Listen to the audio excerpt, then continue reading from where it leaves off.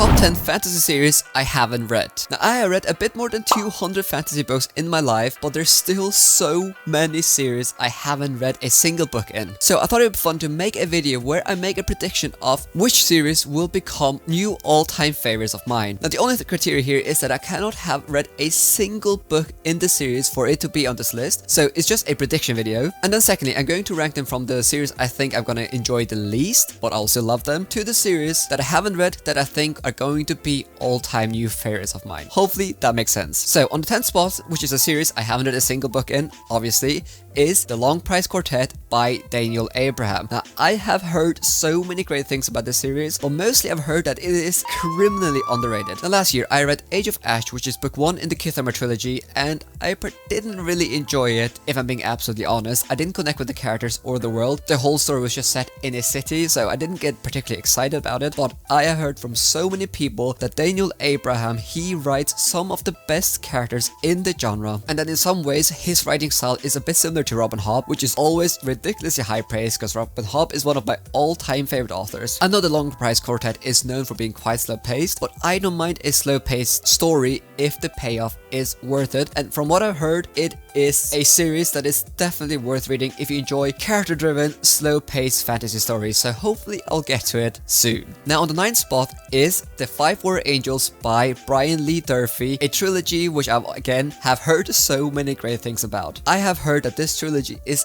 absolutely epic in scope, and I know that my friend Patrick Leo, he talks about this series in extremely high terms. This is one of the series where I almost know nothing about it except that the people that love it say it's really good. It's quite grim, and also the world building is incredibly intricate and detailed. And also I really enjoy Brian Lee Durfee's booktube channel. He seems to be a very clever guy, and I know he's read a lot of fantasy, so I have quite high hopes for this one. And again, this is a trilogy that seems to be incredibly underrated. Alright, we're now moving on to some series that are absolutely massive and ridiculously famous that I haven't read a single book in. And the first one is The Rift Cycle by Raymond E. Feist. Now, this first book came out I think around 40 years ago, and if I'm not mistaken, then I think the last book was very recently published, and this whole series or this whole universe has like 30 books in it, I think. Now, The Magician, or this trilogy, is probably the most known work because I think this was debut, which I heard so many great things about. Whenever I talk to fantasy readers in their 40s or 50s, they will always talk about The Magician as one of those iconic works that are so nostalgic for them.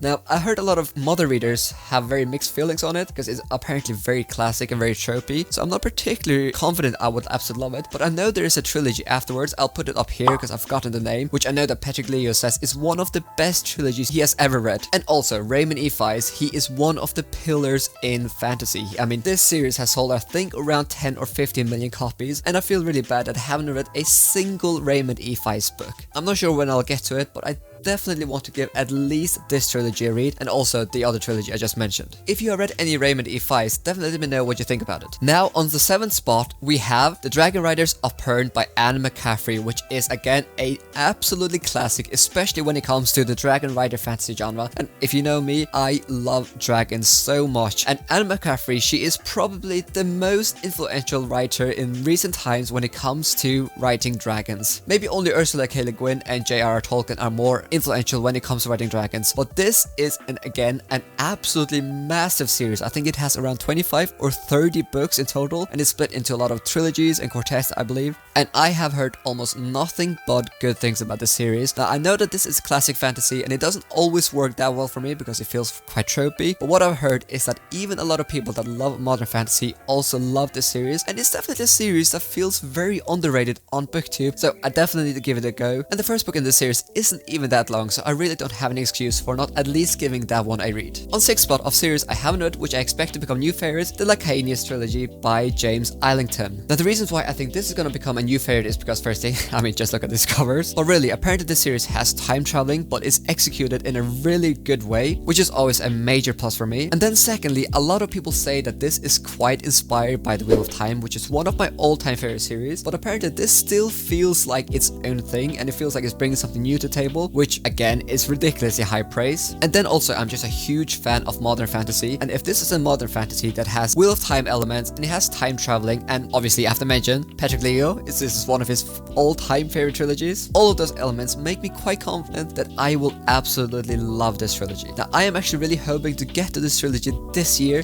but all 3 books in this series are seriously chunky. Hopefully I will love it as much as I think I will. Now on 5th spot, and now we're talking about series that I am expecting that could potentially become one of my all-time favorite series that I haven't read yet. And the first one I have to mention, The Dark Water Legacy by Chris Wooding. At the moment there's only 2 books out there, and this is the broken binding edition, beautiful sprayed edges, and from what I've heard, then this is similar to The Faithful and the Fallen, where the series has its classic feels, but it also feels like it's bringing something refreshing to the table, and I am a huge sucker for traditional fantasy told with that modern voice. I mean, the Bound and the Broken series and The Faithful and the Fallen are some of my all-time favorite series, and they feel very classic, but again also modern at the same time. And from what I heard from almost everyone, that this one is also similar, and I believe this one has a very good underdog, and underdogs are without a doubt some of my favorite things in fantasy. Almost everyone that has read this book says that this is one of the best books they've read, and again it's one of those series that seems to be criminally underrated, which I wonder why. It might have something to do with the fact that there was like 6 years between book 1 and 2, and the 3rd book hasn't had a release date yet. But again, I know that Andrew Watson, Patrick Leo, and Murphy Napier all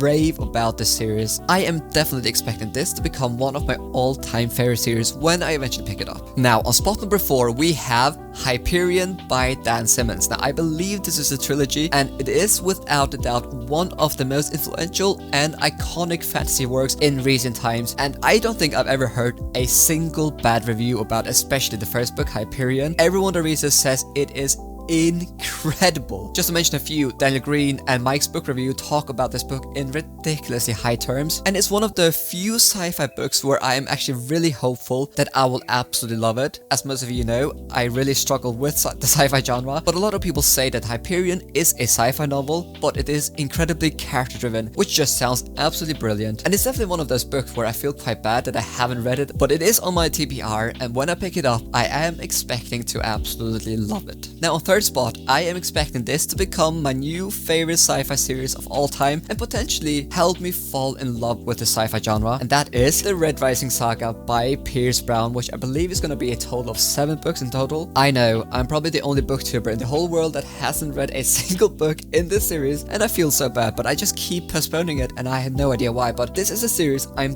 definitely hoping to give a read this year, because I mean I just keep hearing people rave about it. The reason why I'm so hopeful about it is because firstly, almost everyone seems to absolutely love this series, but again, similar to Hyperion, I've heard that this is a very character-driven sci-fi series, and so many people talk about this series having so many shocking moments. They say that the pacing is wonderful and the stakes are ridiculously high, and it just sounds like such an addictive read. I have no idea why I haven't read a single book in the series, also because the books aren't that long, so that's definitely something that needs to be changed this year. So yeah, I will almost 100% at least give Red Rising a read this year, and hopefully I'll just binge read all of them if I love it. Now on spot number 2, which again is a series I'm expecting to become an all-time favorite of mine, is the Austin Art Saga by Tad Williams, an absolute classic in the fantasy genre and one of the most influential works in recent times, because this series literally inspired George R.R. Martin to write A Song of Ice and Fire, so you can't really have much higher praise than that. Now I have heard so many people say that this is a slow-paced story, but Tad Williams' prose is apparently absolutely beautiful and incredibly immersive, which is always something I'm excited for, because Robin Hobb, as I mentioned in the past, she has beautiful prose that is quite character driven and is quite slow paced, and I just love stories like that, and apparently this is very similar to Robin Hobb in some aspects. Also, I just have to mention that this cover art is one of the best covers I've ever seen in fantasy. This is the Grim Oak edition, which a viewer very kindly sent to me, and if I love this trilogy, which I'm expecting to do, then there's like 10 or 15 more books set in this universe, so I just absolutely can't wait to just get stuck into this absolutely massive and fundamental work of fantasy literature. If you read this, definitely let me know your thoughts, because I know that this is a series that isn't talked about that much on BookTube, which is quite unfortunate. Now, first spot, and I think that this might be a surprise for you, because I'm thinking that a lot of you probably think that I have read this series, but the series I am most confident I will absolutely love is The Kingkiller Chronicles by Patrick Rothfuss. I know, right? I am a fantasy BookTube channel that hasn't read any of The Kingkiller Chronicles, but it is simply because that series is unfinished and I have like 200 or 300 books on my TBR. So I just told myself that I want to read the series when the third book has a release date. And then also some of Patrick Rothfuss's actions recently has also kinda put me off picking off some of his books, which is quite unfortunate if I'm being honest. Now, I made the crime that I read the first binding, which you can see on my shelf here by R.R. Worthy, which is apparently ridiculously similar to The Name of the Wind,